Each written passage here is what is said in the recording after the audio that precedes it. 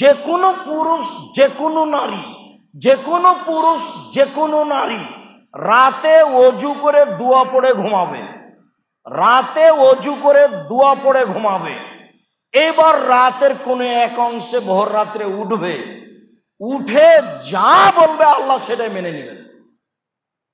আল্লাহ রাসূল এভাবে বলছেন। তাহলে কথা কবুলের সবচেয়ে গ্রহণীয় টাইম হলো এইটা,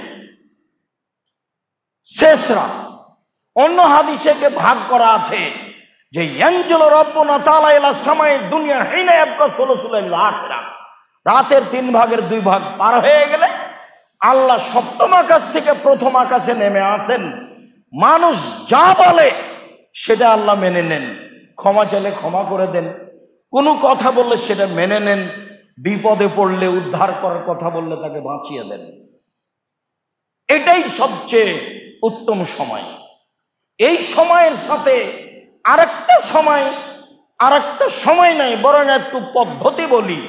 এই সময়ের সাথে আর একটু পদ্ধতি। সালমান রাদিয়াল্লাহু তাআলা আনহু বলেন, রাসূল সাল্লাল্লাহু আলাইহি সাল্লাম বলেছেন, ইন্না রাব্বাকুম তাআলা হাইয়ুন কারীমুন ইয়াস্তাহি মিন আবদিহি ইজা রাফা ইয়াদাইহি ইলাইহি ইয়ারুদ্দুহুমা সিফরান। তোমাদের প্রতিপালক বড় লজ্জাশীল, তোমাদের প্রতিপালক বড় লজ্জাশীল, বড় পর্দাশীল, বড় লজ্জাশীল। যখন মানুষ তার 2 হাত তার নিকটে উঠায় তখন তার খালি হাত দুটি ফিরে দিতে লজ্জা পায়। একজন বান্দা বিপদে পড়ে হাত পেতে আমাকে বলে, আমি তার খালি হাত ফিরিয়ে দিব, এইটা প্রতিপালক লজ্জা পায়। তাহলে আপনি হাত তুলে যখন বলেন তখন হাত তুলতেই সে লজ্জাবোধ করে যে চাচ্ছে আমি তাকে দিব না, আমি তাকে তো দিতে পারি।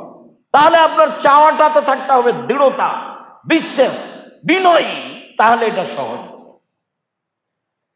আবু হুরায়রা রাদিয়াল্লাহু তাআলা আনহু বলেন, রাসূল সাল্লাল্লাহু আলাইহি সাল্লাম বলেছেন, মান লাম ইয়াসালিল্লাহ ইয়াগদাব আলাইহি, যে ব্যক্তি আল্লাহর কাছে চায় না তার উপর আল্লাহ অসন্তুষ্ট হন। রাসূল সাল্লাল্লাহু আলাইহি সাল্লাম বলেছেন, মান লাম ইয়াদু দুআ ইয়াগদাব আলাইহি, যে ব্যক্তি আল্লাহর কাছে দোয়া প্রার্থনা করে না আল্লাহ তার উপরে অসন্তুষ্ট হন। রাসূল সাল্লাল্লাহু আলাইহি সাল্লাম বলেন, লাইসা শাইউন আকরামা ইনদাল্লাহি মিনাদ দুআয়ে, প্রার্থনা চাওয়া কাজটা আল্লাহর কাছে যত প্রিয় পৃথিবীর কোনো কাজ আল্লাহর কাছে তত প্রিয় নয়। অন্য বর্ণনা অনুযায়ী 1 ফোঁটা চোখের পানি দিয়ে আল্লাহর কাছে চাওয়া কাজটি যত প্রিয় অন্য কোনো কাজ তত প্রিয় নয়। কেন? 1 ফোঁটা চোখের পানি তার কাছে আল্লাহর ভয়ে এত প্রিয়, পৃথিবীর কোনো ইবাদত তার কাছে তত প্রিয় নয়। তাহলে চোখের পানি তার ভয়ে তার কাছে সবচেয়ে বেশি প্রিয়, আবার চাওয়া কাজটা তার কাছে সবচেয়ে বেশি প্রিয়, আবার হাত তুলে প্রার্থনা করলে ফিরিয়ে দিতে লজ্জা পাই।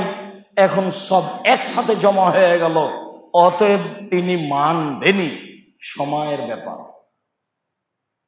সাদ রাদিয়াল্লাহু তাআলা আনহু বলেন, সামিয়া রাসূলুল্লাহ সাল্লাল্লাহু আলাইহি ওয়াসাল্লাম রাজুলান ইয়াকুল, একটা লোককে বলতে আল্লাহ রাসূল শুনলেন, বললেন, আল্লাহুম্মা ইন্নী আসআলুকা বিআন্নাকা আনতাল্লাহ, হে আল্লাহ আমি তোমার কাছে চাচ্ছি এই জন্য যে তুমি আল্লাহ।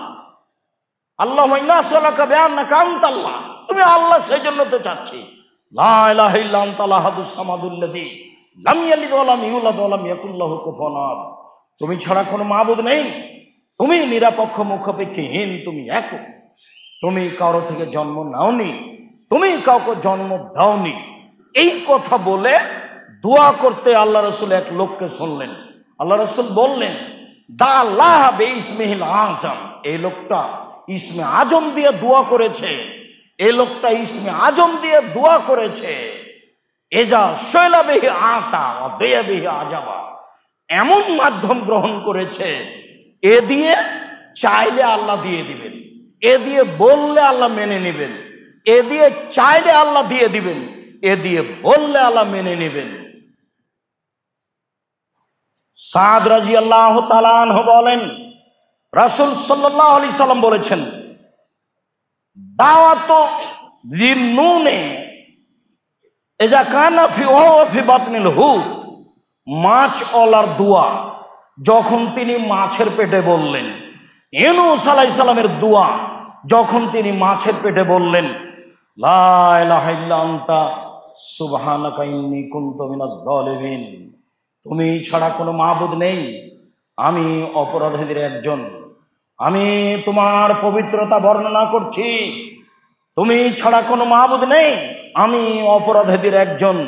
বাঁচতে চাননি, বলেছেন স্বীকৃতি, আমি অপরাধীদের একজন, তুমি ছাড়া কোনো মাবুদ নেই, তোমার পবিত্রতা বর্ণনা করছি, আমি অপরাধীদের একজন, আমি অপরাধী।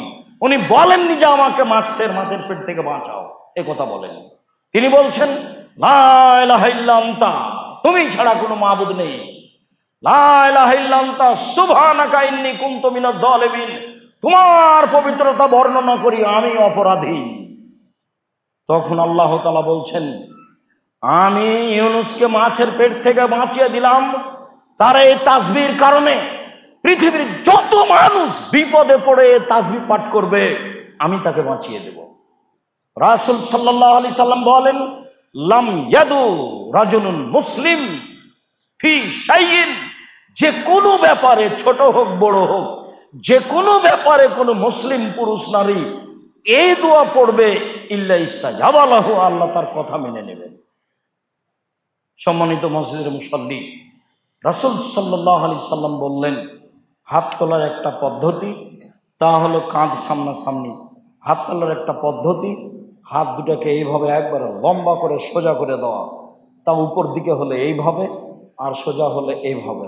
একবার মুখ সামনাসামনি বলেছেন, আর একবার হাত দুটাকে সোজা করে লম্বা করে বাড়িয়ে দিতে বলেছেন। সেটা যদি লম্বা বাড়ানো হয় তাহলে এইটা, আর যদি উপর দিকে বাড়ানো হয় এটা আপনি আপনার সুবিধা মতো বলবেন। এটা না হলে ইবতিহাল, বিনয়ের সাথে বলা। এখনই বলছি সম্মানিত মসজিদের মুসল্লি, দেশের অবস্থা, নিজের অবস্থা, সার্বিক অবস্থা মিলে যা আমাদের অবস্থা, তাতে বিনয়ের সাথে কান্নাকাটি করে আমাদের বিষয়টি আল্লাহর সামনে পেশ করতে হবে। এটাই আমাদের জন্য জরুরি কর্তব্য। আল্লাহ, আমরা সাধারণ মানুষ, দেশের অবস্থা যা, একমাত্র তুমি সর্বশক্তিমান, তুমি আমাদের রক্ষা করো, দেশ রক্ষা করো, জনগণকে রক্ষা করো, জনগণকে পরকালমুখী করো। তুমি সর্বশক্তিমান, তুমি সব কিছু করতে পারো। অন্যায় করছে যারা তাদেরকে ঠেকাও তুমি, ন্যায় করছে যারা তাদের সহযোগিতা করো তুমি, দেশ রক্ষা করো তুমি, জাতি রক্ষা করো তুমি, আমাদের রক্ষা করো তুমি।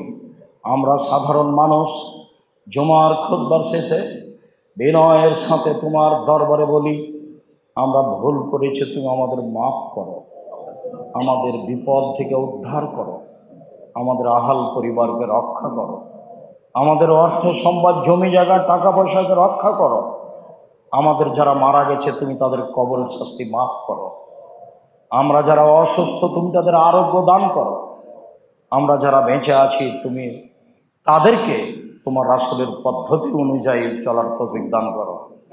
তোমার রহমতের আশাধারী হয়ে, তোমার দয়ার আশাধারী হয়ে তোমার দরবারে জুমার খুতবার শেষে জড়ালো দাবি দোয়া তোমার নিকটে রাখলাম, তুমি কবুল করো। আল্লাহুম্মা আমিন, আল্লাহুম্মা আমিন, আল্লাহুম্মা আমিন। এই দাবি তোমার